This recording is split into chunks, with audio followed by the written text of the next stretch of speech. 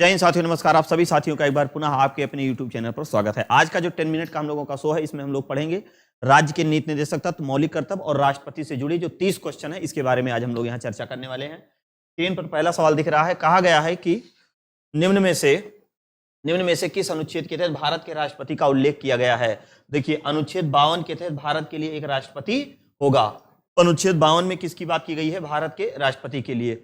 अगला क्वेश्चन है, मौलिक कर्तव्य का उल्लेख संविधान के किस भाग में? फंडामेंटल ड्यूटीज की बात कर रहा। देखिए, फंडामेंटल ड्यूटीज की अगर बात करेगा तो भाग 4 का में इसका उल्लेख होगा। इसको संशोधन के तहत जोड़ा गया था और इसमें जो है आर्टिकल 51 का की बात की गई है। इसको किस संशोधन के द्वारा जोड़ा गया था? तो 42वां संविधान संशोधन 1976 के द्वारा इसको क्या किया गया था? जोड़ा गया था।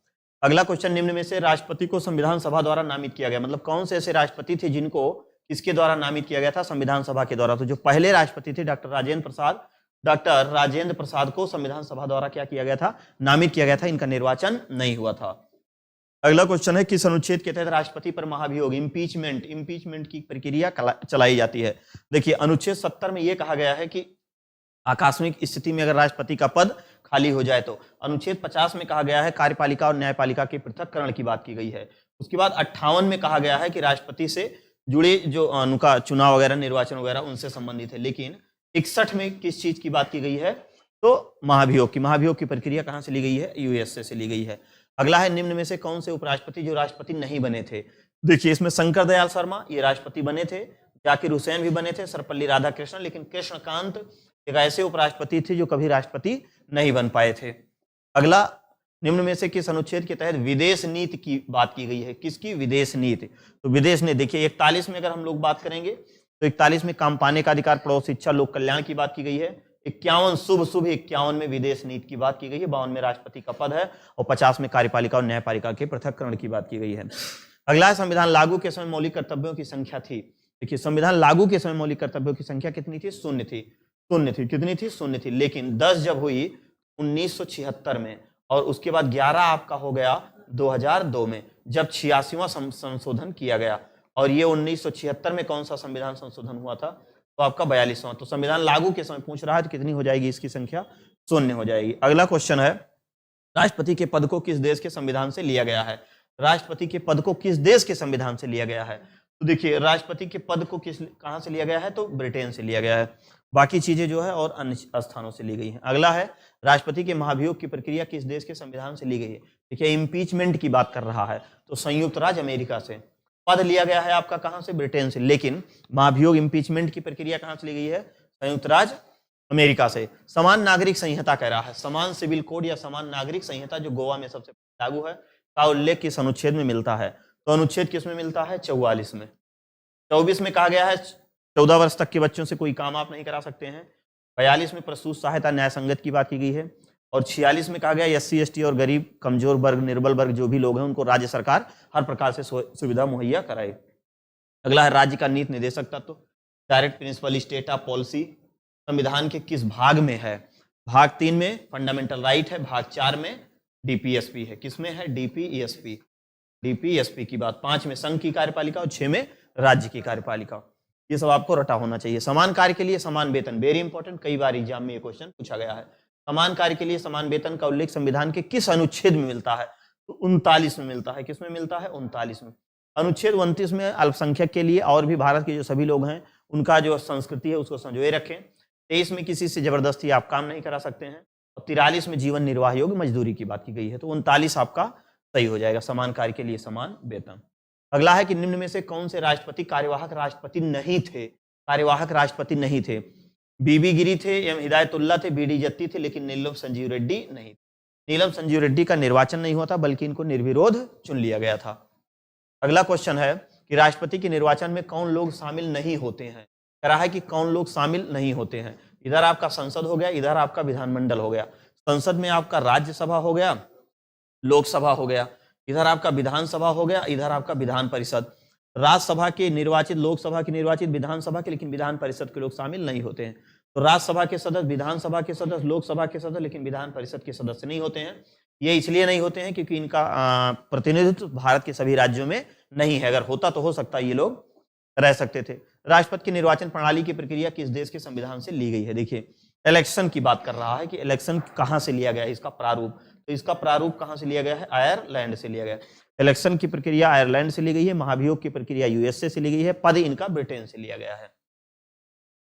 अगला है निम्न में से किस अनुच्छेद के तहत पशुपालन की बात की गई है? शिवम नहीं होगा, यहां कृषि होगा। कृषि, कृषि एवं पशुपालन की बात की गई है। देखिए अनुच्छेद 40 में ग्राम पंचायत की गठन की बात की गई है, 42 में पशु सहायता की बात की गई है, 47 में स्वास्थ्य सुविधा की बात की गई, लेकिन 48 में कृषि एवं पशुपालन की बात की गई है। कृषि एवं पशुपालन मतलब राज्य सरकार का यह कर्तव्य है कि अपने राज्य के लोगों के कृषि और पशुपालन के लिए हर प्रकार से सुविधा मुहैया कराए ताकि उनकी स्थिति मजबूत हो सके लोगों की।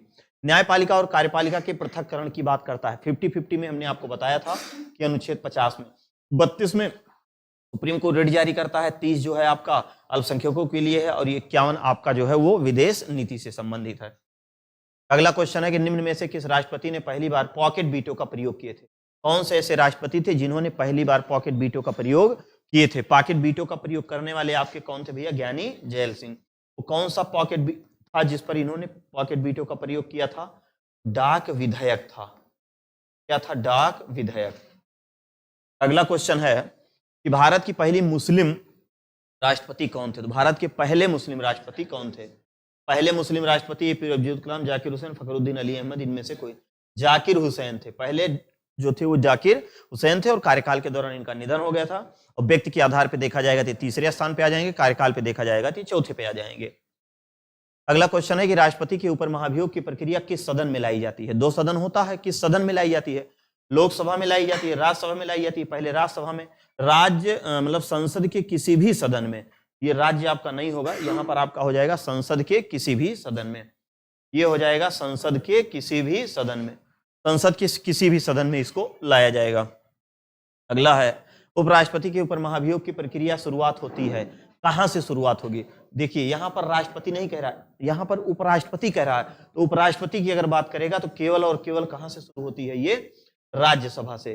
केवल और केवल ये राज्यसभा से इसकी शुरुआत होती है, क्योंकि उपराष्ट्रपति जो है सभापति होता है, पदेन सभापति, राज्यसभा का पदेन सभापति, इसी कारण से वहां से होता है। अगला क्वेश्चन है कि निम्न में से किस अनुच्छेद के तहत राष्ट्रपति अध्यादेश जारी करता है? ऑर्डिनेंस जारी करने का अधिकार अनुच्छेद 123 के तहत, और अनुच्छेद 213 के तहत आपका राज्यपाल जारी करता है। अगला क्वेश्चन है कि राष्ट्रपति के निर्वाचन का उल्लेख किस अनुच्छेद में मिलता है? राष्ट्रपति भैया 52 में कहा गया है भारत के लिए एक राष्ट्रपति होगा, 53 में ये कहा गया है कि कार्यपालिका का नाम मात्र प्रधान होगा, और वहीं पर 54 में राष्ट्रपति के निर्वाचन की बात की गई है। 54 में राष्ट्रपति के निर्वाचन की बात की गई है और 55 में कोटा की बात की गई है। अगला है कि निम्न में से कौन सा अनुच्छेद न्यायालय में परिवर्तनीय हो सकता है? परिवर्तनीय हो सकता है तो 42 देखिए ये आपका राज्य के नीति निर्देशक तत्व है, 47 भी राज्य के नीति निर्देशक तत्व है, 48 भी राज्य का नीति निर्देशक। कहने का मतलब अनुच्छेद 36 से लेके 51 तक न्यायालय में परिवर्तनीय नहीं होगा, बाकी सब आर्टिकल 30 आपका ये न्यायालय में परिवर्तनीय हो सकता है। अगला है निर्विरोध चुने गए राष्ट्रपति कौन थे? ना से नीलम ना से निर्विरोध। निर्विरोध चुने गए राष्ट्रपति आपके कौन थे? नीलम संजीव रेड्डी, जो सबसे युवा राष्ट्रपति थे। निम्न में से किस अनुच्छेद के तहत जीवन निर्वाह योग्य मजदूरी, मतलब इतना वेतन दे दिया जाए, सरकार दे राज्य को, राज्य के कर्मगारों को, कि उनका जीवन आसानी से निर्वाह हो सके? तो किस में कहा गया है? ये अनुच्छेद 43 में। 43 में जीवन निर्वाह योग्य मजदूरी की बात की गई। राष्ट्रपति का उल्लेख संविधान के किस भाग में मिलता है? देखिए राष्ट्रपति का अगर हम लोग कहें तो 52 से लेकर 63 तक, 62 तक इसका उल्लेख मिलता है, तो इसका मतलब आ जाएगा भाग 5। 4 में डीपीएसपी है, 6 में राज्य की कार्यपालिका है, 3 में फंडामेंटल राइट, और इसमें आपकी कौन सी है? संघ की कार्यपालिका। तो भाग 5 आपका बी वाला ऑप्शन सही हो जाएगा। अगला क्वेश्चन है कि निम्न में से किस राष्ट्रपति को भारत रत्न पुरस्कार से सम्मानित नहीं किया गया है? ये आपको प्रश्न बहुत ध्यान से समझना होगा। नहीं किया गया तो डॉक्टर राजेंद्र प्रसाद को किया गया है, जाकिर हुसैन को किया गया है, बीबी गिरु को किया गया है, लेकिन शंकर दयाल शर्मा को भारत रत्न पुरस्कार नहीं मिला है। इनकी विशेषता यह है कि इन्होंने 4 प्रधानमंत्रियों को शपथ दिलाई, मतलब 4 पीएम का कार्यकाल इन्होंने देखा। अगला है निम्न में से किसने कहा कि राज्य का नीति निर्देशक तत्व एक ऐसा चेक है जो बैंक की सुविधा के अनुसार अदा किया जाता है? भैया केटी शाह। किसने कहा था? केटी शाह ने कहा कि एक ऐसा चेक है जो बैंक की सुविधा के अनुसार अदा होगा। मतलब यह है कि जो डीपीएसपी है इसके विरुद्ध आप न्यायालय नहीं जा सकते हो। राज्य सरकार चाहेगी तो वैकेंसी निकालेगी, राज्य सरकार नहीं चाहेगी तो नहीं निकलेगा, तो वो मनमानी है अपने हिसाब से। तो ये शब्द किसने कहा था? केटी शाह ने। इसका अंतिम सवाल आपके स्क्रीन पर है कि राष्ट्रपति के शपथ का उल्लेख किस अनुच्छेद में किया गया है। देखिए 52 में अगर कहेगा, 52 में तो राष्ट्रपति है, 60 से शपथ, और 61 में आपका लतियाने वाली प्रक्रिया है। तो इस प्रकार आपका 30 सवाल यहां पर खत्म हो गया। अब इसके आगे जो हम लोग पढ़ेंगे उसमें आपके कुछ उपराष्ट्रपति से क्वेश्चन होंगे और आपके मंत्रिमंडल से होगा, पूरा संसद से क्वेश्चन होगा। तो अगली बार हम लोग सीधे अनुच्छेद 123 तक कवर कर लेंगे मात्र 10 मिनट के अंदर। मिलते हैं नेक्स्ट क्लास में, तब तक के लिए जय हिंद, वंदे मातरम।